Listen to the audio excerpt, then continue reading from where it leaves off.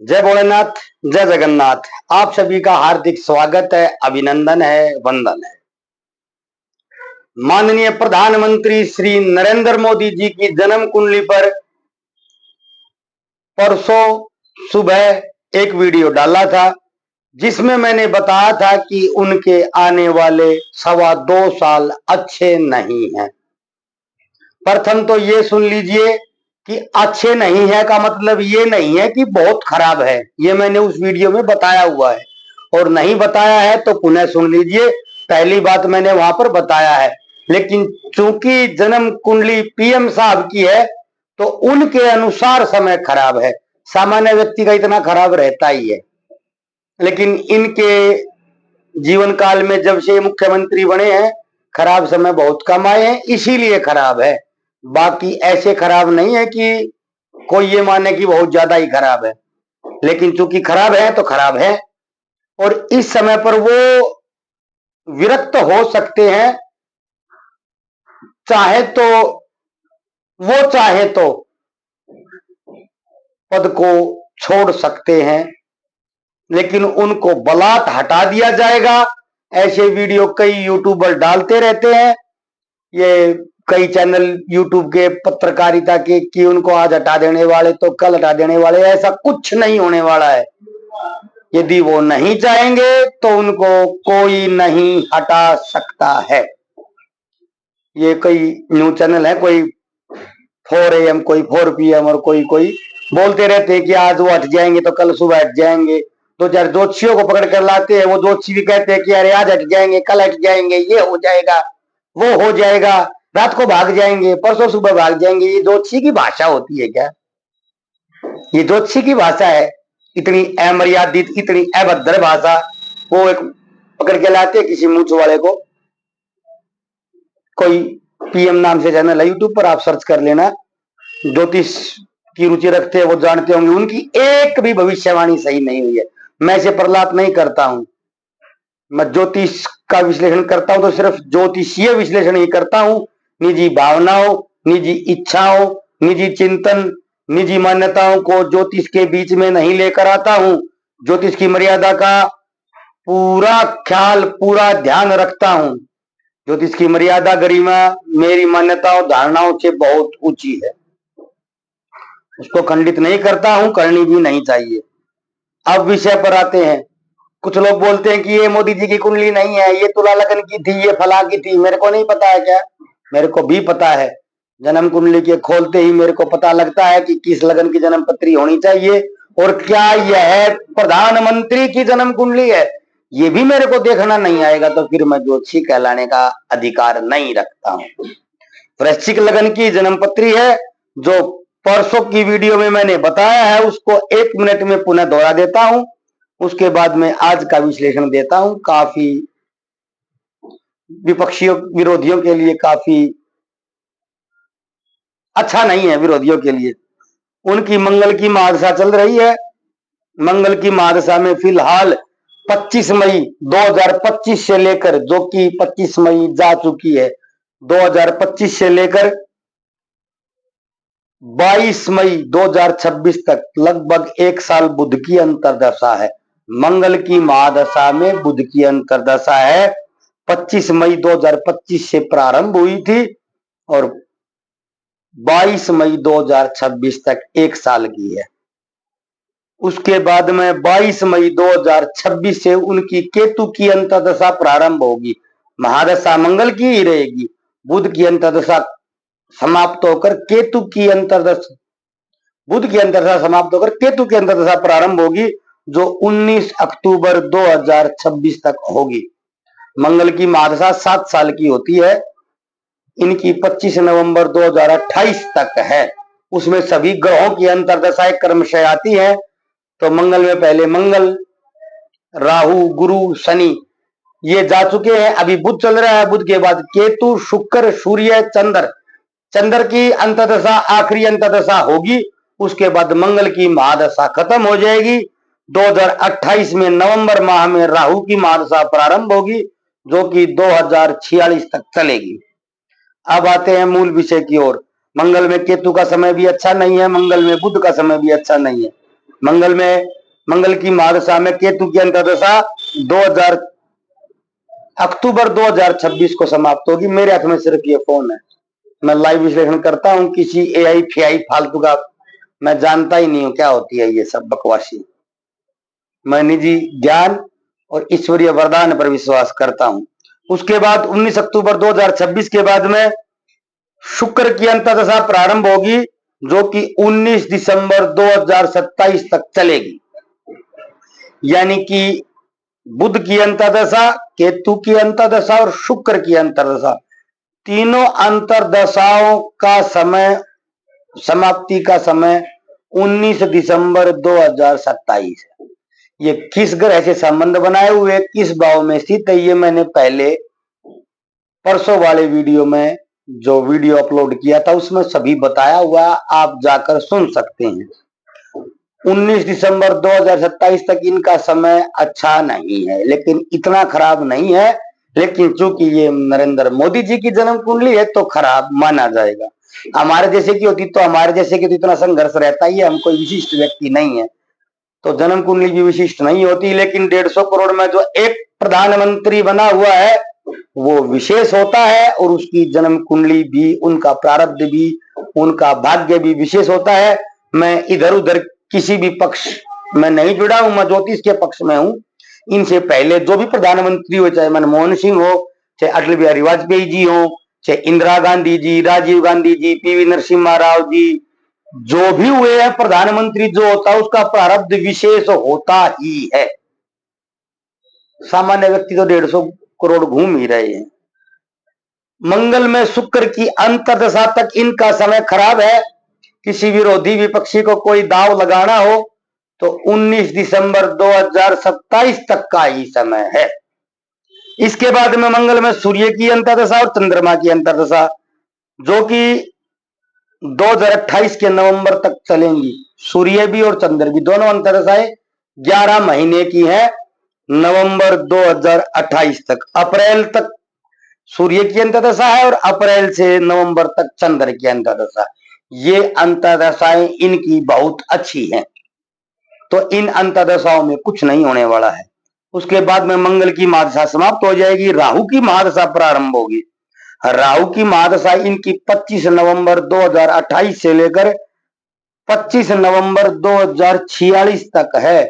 राहु की महादशा 18 साल की ही होती है, शुक्र की 20 साल की ही होती है, मंगल की 7 साल की ही होती है, केतु की भी 7 साल की होती है, चंद्रमा की 10 साल की होती है। ये फिक्स है। सूर्य की 6 साल की होती है, फिक्स होता है ये। हर एक कोई भी हो, चाहे नरेंद्र मोदी हो, चाहे रामचंद्र जी हो, चाहे मर्यादा पुरुषोत्तम भगवान राम हो, चाहे योगेश्वर श्री कृष्ण हो, जन्म पत्री की महादशाएं का समय सबका बराबर रहता है, मेरा भी, आपका भी, सबका भी। अब राहु की महादशा में एक बात सुनिए। प्रथम तो ये ज्योतिष, नरेंद्र मोदी जी ज्योतिष, तंत्र, अध्यात्म, वास्तु सब पर बड़ा ज्यादा, बहुत ज्यादा विश्वास करते हैं, और इन सभी की सहायता भी लेते हैं, इन सभी की सलाह भी लेते हैं, इन सभी विद्याओं का प्रयोग भी करते हैं। और एक नई बात बता दूं, स्वयं नरेंद्र मोदी जी भी ज्योतिष के अच्छा जानने वाले हैं। ज्योतिष शास्त्र का अच्छा ज्ञान, अच्छा अनुभव प्रधानमंत्री नरेंद्र मोदी जी को है। मोदी जी की जन्म कुंडली में राहु पंचम स्थान में स्थित है, मीन राशि में स्थित है। ज्ञान, संतान, शिक्षा और जो शेयर बाजार का भाव होता है, और राहु देवता शनि के नक्षत्र में स्थित है, और शनि तीसरे भाव के स्वामी है, चौथे भाव के स्वामी है, और 10वें भाव के स्वामी है। ज्योतिष के जिज्ञासुओं के लिए, रुचि रखने वालों के लिए बता दूं, तीसरा भाव पराक्रम का होता है, मेहनत का होता है। चौथा भाव जनता का होता है, ये मैंने कल की, परसों की वीडियो में भी बताया है। और 10वां भाव कर्म का, राजनीति का, मान सम्मान का भाव होता है। राजनीति में क्या प्राप्त होगा, पद प्राप्ति होगी नहीं होगी, कब होगी, वो 10वें भाव से ही देखा जाता है। एक बात नोट कर लीजिए, राहु की महादशा का संबंध मेहनत, जनता और प्राप्ति, पद, राजनीति से दृढ़ता से बना हुआ है। अब एक कॉमन सेंस की बात समझिए, पक्ष वाले भी समझिए, विपक्ष वाले भी समझिए। हम जब लमसम में बात करते हैं यूं ही, तो हम बोलते हैं 2030 तक हो जाएगा, 40 तक हो जाएगा, 50 तक हो जाएगा। ज्यादा बारीकी में बात करें तो हम बोलते हैं कि जैसे आज बात करें तो 2045, 50, 35, 40 ये बात करते हैं। 2047 तक कभी किसी ने बात की है, या 43 तक? ऐसे नहीं करते हम। जब लंबा समय तक आकलन करते हैं तो 2030 बोलते हैं, 40 बोलते हैं, 50 बोलते हैं।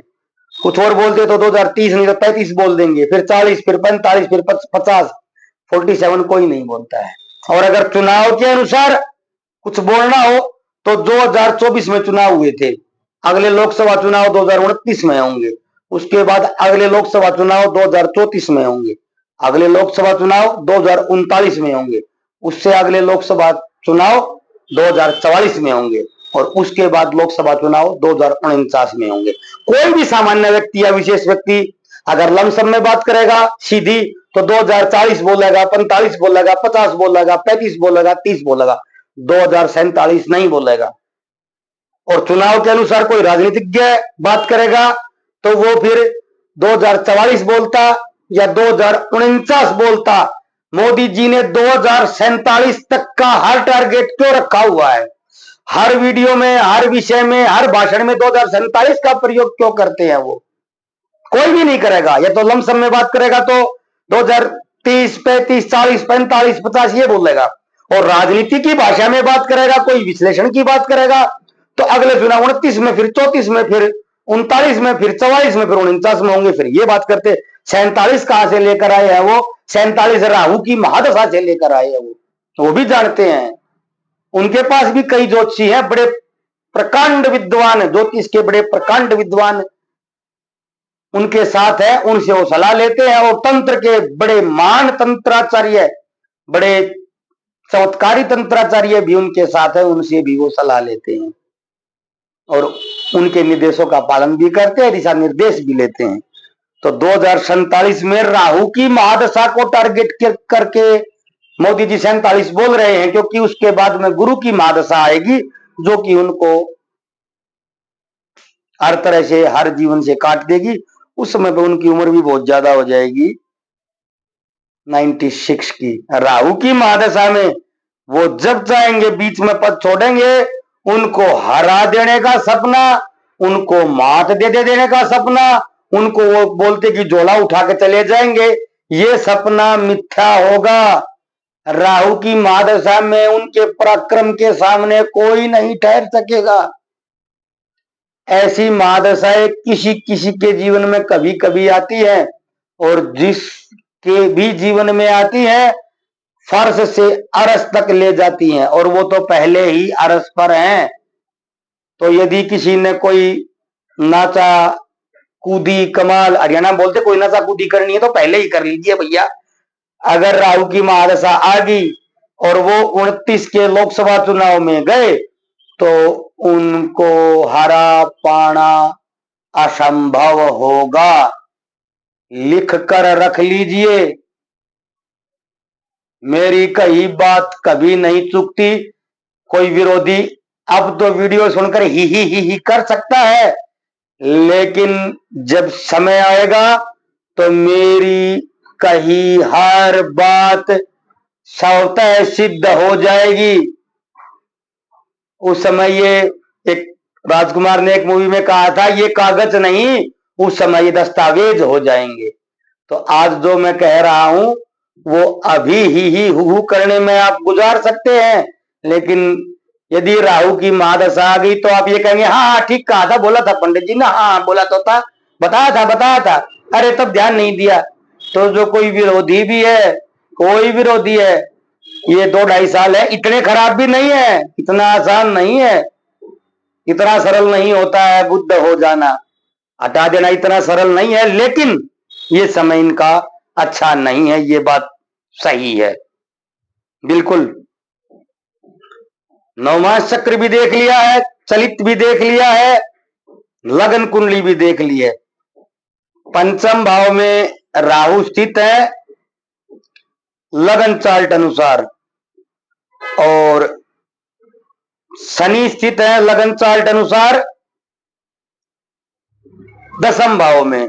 और चलित में जो मैं कृष्ण मूर्ति पद्धति से फलादेश करता हूं, चलित में राहु चौथे भाव में चले जाएंगे और शनि दशम में ही रहेंगे।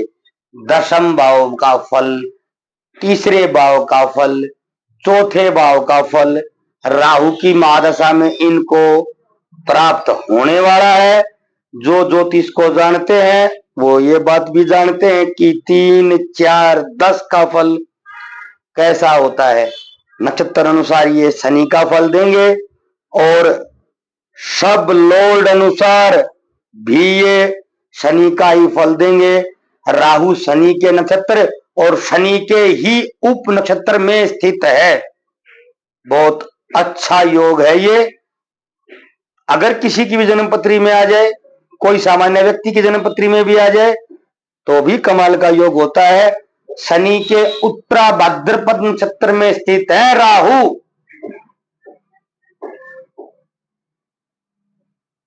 प्रथम चरण में 5 डिग्री और 12 कला के स्थित हैं मीन राशि में। उत्तरा भाद्रपद नक्षत्र में प्रारब्ध अनुसार मेरा भी नक्षत्र उत्तरा भाद्रपद ही है, मीन राशि है मेरी। इनका राहु उत्तरा भाद्रपद नक्षत्र में स्थित है। 12 डिग्री, 5 डिग्री और 12 कला का तो शनि का फल मिलेगा। इनको राहु की महादशा में कोई नहीं हरा पाएगा, खुद चाहे तो कभी छोड़ जाए। तो उस समय पर एक कड़वी बात कह दूं वीडियो को खत्म करते करते, चुनाव, इलेक्शन, नतीजे और ये जो आते हैं ये टीवी पर मीडियाबाजी, इनका कोई महत्व नहीं रहेगा। दंगल फिल्म में हरियाणा के कलाकार जगबीर राठी उन्होंने कहा था तेरी लड़की अकेली भागी फर्स्ट आ गई। वही काम है, फिर ये अकेले ही दौड़ लगाएंगे, इनके सामने कोई नहीं होने वाला है। इतनी मजबूत कुंडली किसी की नहीं है राजनेता की। मैंने भी कईयों की देखी है, नेता प्रतिपक्ष की भी देखी है, और कोई नया फूट के आ जाए, उभर के आ जाए तो मैं कह नहीं सकता। अब जितने भी राजनेता इस समय भारत में है, किसी की भी जन्म पत्री इनके सामने कहीं नहीं ठहरती है, इनके प्रारब्ध के सामने कोई नहीं ठहरता है। दशानुसार ये 2.25 साल 2027 दिसंबर तक समय इनका थोड़ा सा ठीक नहीं है। उसके बाद में मेरी अपनी मंजिल, मेरी अपनी दौड़, नहीं किसी से ईर्ष्या, नहीं किसी से होड़, अकेले दौड़ेंगे अपनी मंजिल की तरफ, सामने कोई नहीं आएगा। एक तरफा इनको मैंडेट बहुमत प्राप्त हुआ करेगा। तो चुनाव की क्या कीमत रहेगी जब कोई खड़ा होने वाला ही नहीं, 400 ही सीट जनता दे देगी। तो ऐसा समय आने वाला है क्योंकि जनता का भाव, पराक्रम का भाव, दोनों भाव दशम भाव से बड़े स्ट्रांगली कनेक्शन बना रहे हैं। जो मैंने बताया है वो हर हाल में होकर रहेगा, या तो जो परसों की वीडियो में बताया वो होकर रहेगा। लेकिन मैं ये मेज ठोक कर कह दूं कि ये पद छोड़ ही देंगे, इनको हटा दिया जाएगा, इतना खराब समय नहीं है। 30% संभावना है कि ये पद छोड़ जाएं। उसके बाद में 0% संभावना कि इनको कोई हरा दे। खुद चाहेंगे छोड़ेंगे, क्रियमान कर्म अनुसार। खुद नहीं चाहेंगे तो 47 तक ही बने रहेंगे। जो ये कह रहे हैं वो सत्य होकर जाएगा, जो इन्होंने कहा वो सत्य होकर जाएगा, जो मैंने कहा वह भी सत्य होकर जाएगा। हरियाणा में रागनी गाई थी पंडित मांगेराम ने, धीरे धीरे चल बटोही, बटोही मतलब जो पैदल चलता है लंबे लंबे रास्ते, धीरे धीरे चल बटोही हार जागा रे। ब्राह्मण का बोला बढ़ई का छीला छोला, हरियाणवी में बोलते हैं, ब्राह्मण का बोला बढ़ई का छोला पार जागा रे।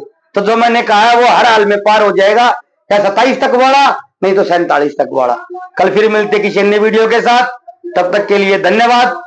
आप पक्ष में चाहे विपक्ष में है, मैंने ज्योतिषीय कैलकुलेशन किया है, मैंने इनके पक्ष में हूं ना उनके पक्ष में हूं, सामान्य व्यक्ति हूं, दाल रोटी कमाता हूं, खाता हूं।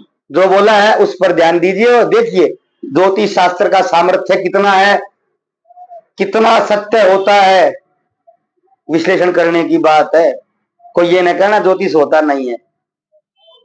हर बार की तरह ये बात भी सही हो जाएगी। परसों वाली वीडियो यदि नहीं देखी तो अवश्य देखिए, फिर इसको देखिए और फिर आकलन कीजिए।